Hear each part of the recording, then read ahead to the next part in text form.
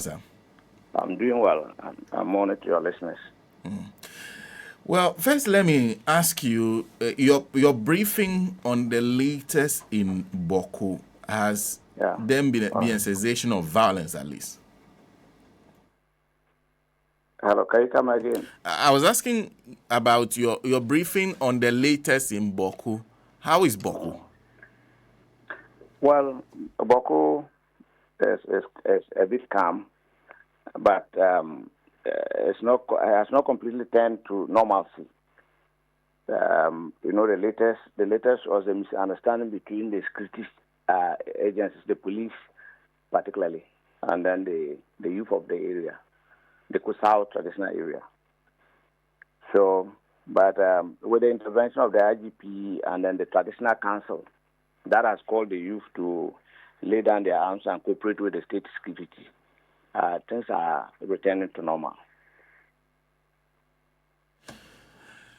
And when you say things are returning to normal, explain because yesterday one of the things we were having a conversation on was the killing of two police officers. Yeah. Well, what I had a briefing on about those two police officers, they said previously they were working in Bawku, and then they have been removed from there and deployed in Bongo. And so those policemen who found themselves in Bawku area and were killed, they were even in Mufti. And it's like they didn't go there on official capacity, whereby one could have tried that because they were in operation and then there's a misunderstanding from the people on the ground who attacked them. So that's why I tend to believe the narration of the police service, who are the owners of those two gentlemen who unfortunately lost their lives, that it is an armed robbery attacks. And you know that stretch, there has been constantly armed robbery on it. So when they say that the police tells us that it's an armed robbery, we have nothing but to believe them until otherwise, later on prove otherwise. And so that one alone cannot say that there's still some resistance. But the fact is that once there's a misunderstanding between the youth and then the police service, it will take some few days to be able to rebuild the trust. So though the IGP came, spoke to the police how they should operate with the youth on the of the area, and the traditional council also took the opportunity to advise the youth of the area to see the police as people who are there to help the community and to cooperate with them. But that one is there, so there's no direct attacks. There's nobody who looks for the police to attack. But you see that there's still that kind of feeling that they don't know whether the cooperation is there. Those are the actors. So that's what I'm saying. It's returning to normal because the youth have been advised not to, and the youth are not aggressive on the police. The police have been advised to also change their modus operandi to see how to relate with the people of the area. So with that one, things have been coming back to normal. And the last time we checked, we were being told that there were difficulties with the police actually performing their duties because of the disagreement. Have the police been able to return to post and actually do their basic duties? Yeah, you see, the police are there performing their duties. You know, the last days, the police were given, they received some equipment, like the armor cars to support the operations between the two regions. In fact, earlier on, the two RESECs of the Northeast and the Upper East, because of the killing along the Balkan routes, we requested that it is important that they beef up the state security to be able to patrol and then be able to go intervene when there's those troubles. So in that regard, they have some distance that has been released to them. So they are patrolling the area with all those equipment. So the police presence is still there. And the military, are they still able to do their work? Yeah, the police are there. The military is there. Nobody is preventing them from doing their work.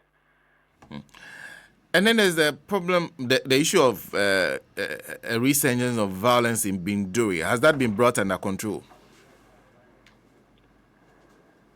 If you say violence in Binduri, I mean, that was before the incident that occurred between the police and the youth. And that was addressed. And then the latest one was the issue, the mistrust between the police and the youth. And so I do not have any record of any renewed violence after that incident.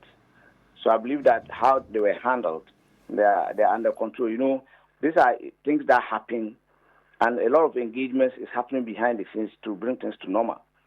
And so after that incident in Binduri, and then the follow-up, things cooled down until there was this mistrust between the youth of Kusau and then the police that brought another new dimension of it, which we are dealing up to date.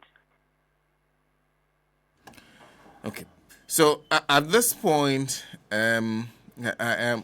what other steps are being taken to ensure that nothing new comes up? The issue is that everybody is aware that the major resolution of the matter is referred to the eminent Otunfo of Asante. Everybody is aware of that. It is only that those who are affected, both sides, are feeling that it's too, they are delaying. And once you are delaying and people are under pressure, they are not satisfied with that, the progress of work. That is why sometimes any little thing sparks up the issue. So what we need to do is to continue to plead and then explain to the people to calm down and just have a little bit of patience for them to come up with the resolution. And when that comes, I believe it will lay the matters to rest. Because I believe this one, because Bawku incident didn't start today. When it started, we have Inter-Ethnic Peace Council established and all that. They did all that they can. But all it comes back, sometimes it resurfaces. So now that it has been referred to Otunfo, who has some vast knowledge about chieftaincy affairs, and all of us have to know that the crux of the issue is about chieftaincy, and now it has expanded to so many areas that you cannot even define what are the causes. You see that the latest one was, the immediate one is about markets. But why is the market established by the Kusau people if the conflict wasn't there? So you see, if they say, they are fighting because of the market, they say people shouldn't enter their market, but you can see that it's traced to the core issue. So, and once Otunfo is there, and he has knowledge about all that, and we know that he's much exposed, he'll be able to bring in experts of security, those who can resolve conflicts. And then he will marry it with their traditional and cultural issues. And so the time that he will come out, I believe that the two sides will be satisfied, and then Bawku will realize peace, and Upper East will also be an enviable place. Well, until that happens, you have the ultimate job of ensuring relative calm and peace in the area whilst this mediation process continues. What steps are you taking? The steps that we're taking is to continue to engage the traditional council, which is a Kusau Traditional Council, which is a key player in this regard. And then there's other stakeholders who are also involved in the conflict, so that together we can have some kind of understanding of how to relate with each other until the final resource is released. So we are in talks. The government is also in talks. State security is in talks with the various stakeholders involved in this case, so that we can continue to maintain calm until the matter is resolved. And confirm this for me. We also understand there's been isolated incidents of robbery. So some armed gangs have taken advantage of the issues to engage in robbery. How rampant is that? Even the armed robbery is not peculiar to that area alone. Just about last 3 weeks, even in Bolga Township, in the daylight, in the afternoon, a shop that is selling mobile phones. Some two gunmen went inside and robbed them, even in town. So after and then last 4 weeks ago, around the Pologo area in the Tansi district, there was an armed robbery where the vendor lost their life. So the armed robbery is an ongoing activity, and it is only contained because of the patrol teams of the military and then the police. So that is the more reason why I'm even happy that they are adding on more policemen and then security to the area, because they will increase the number of patrols on the ground to be able to check this armed robbery.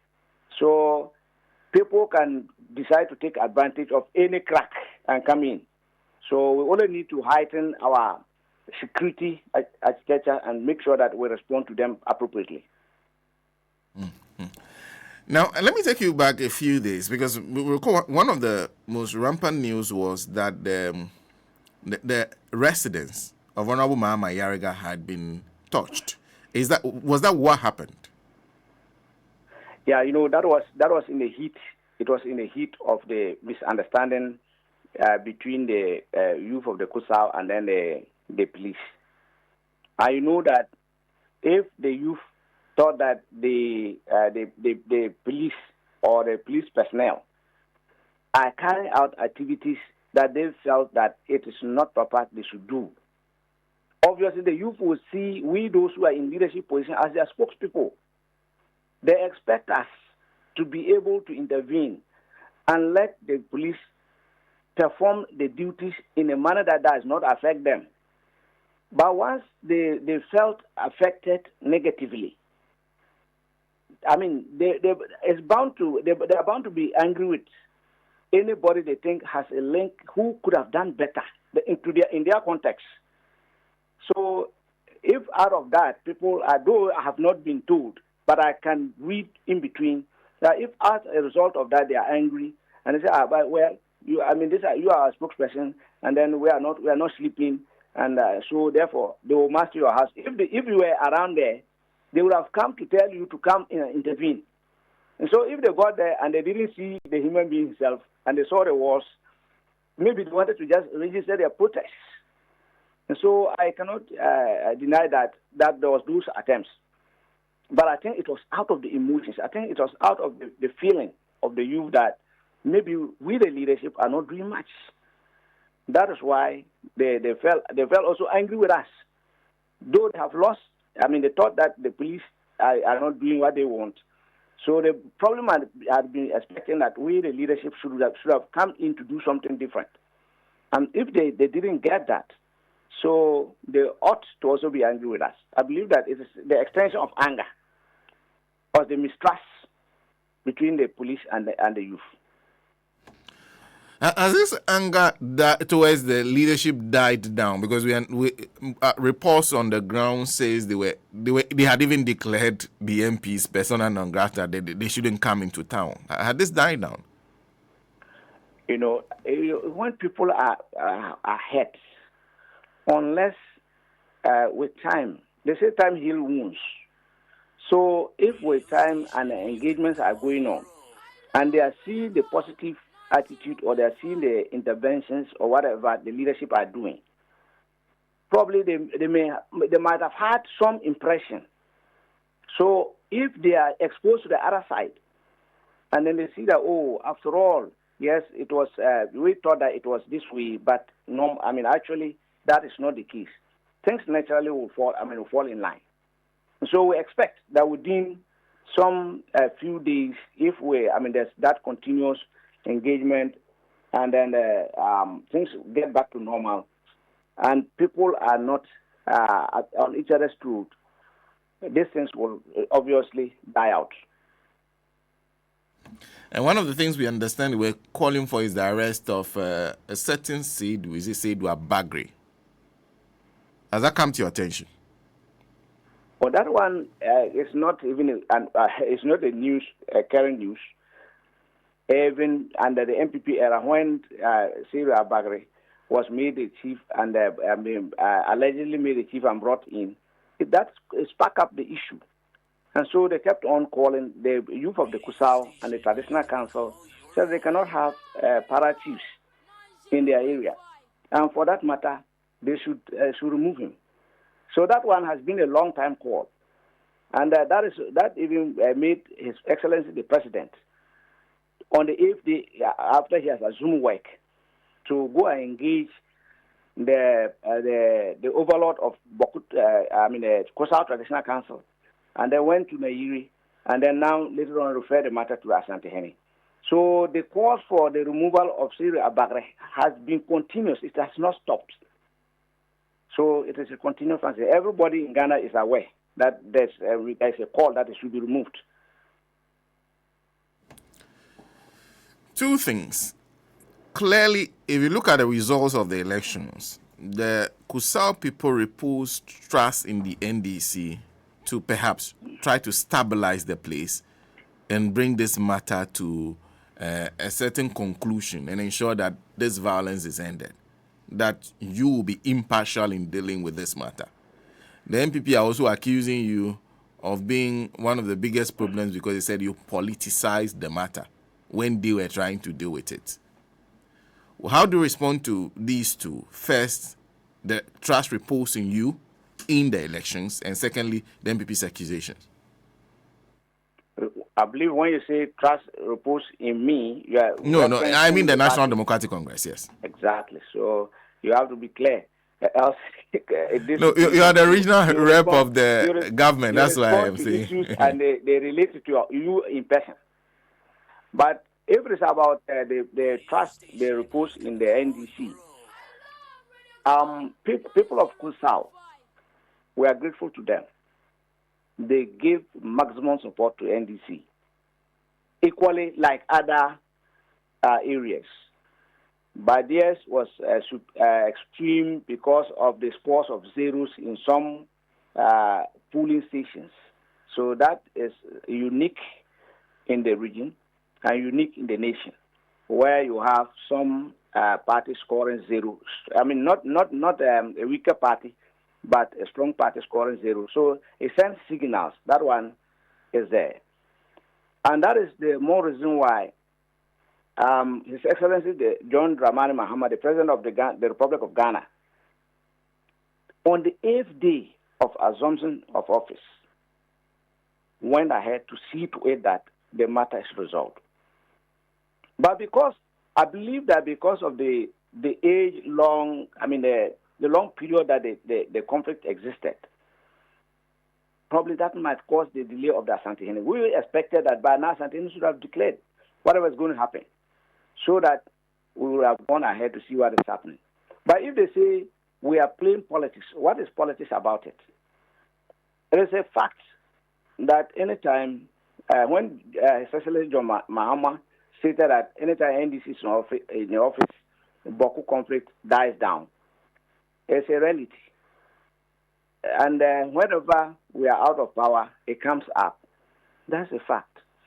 So what we have come, we came and met the conflict in active mood.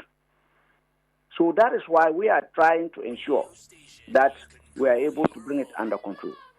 And so if we bring it under control, and then it sparks under us, that's where one can see that we're not being honest, we are playing politics. But we are not playing politics, we are just stating historical facts, that stating what has been happening as far as this conflict is concerned.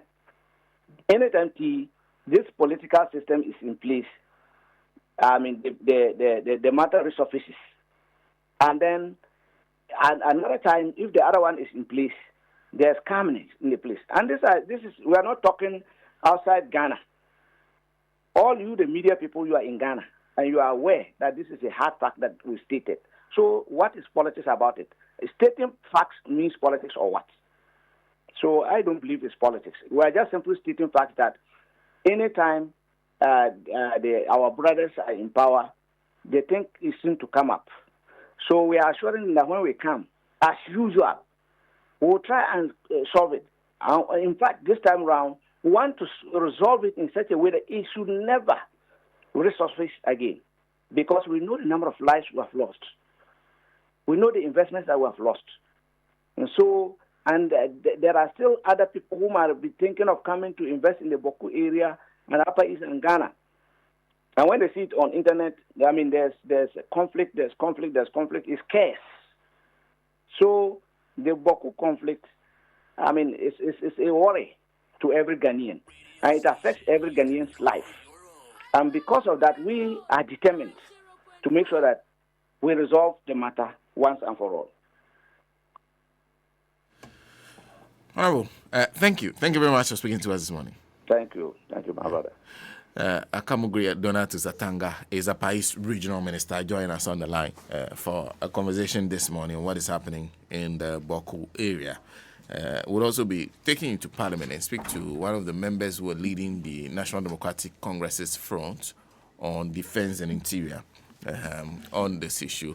We'll try and bring you the thoughts of some of the MPs in the area subsequently.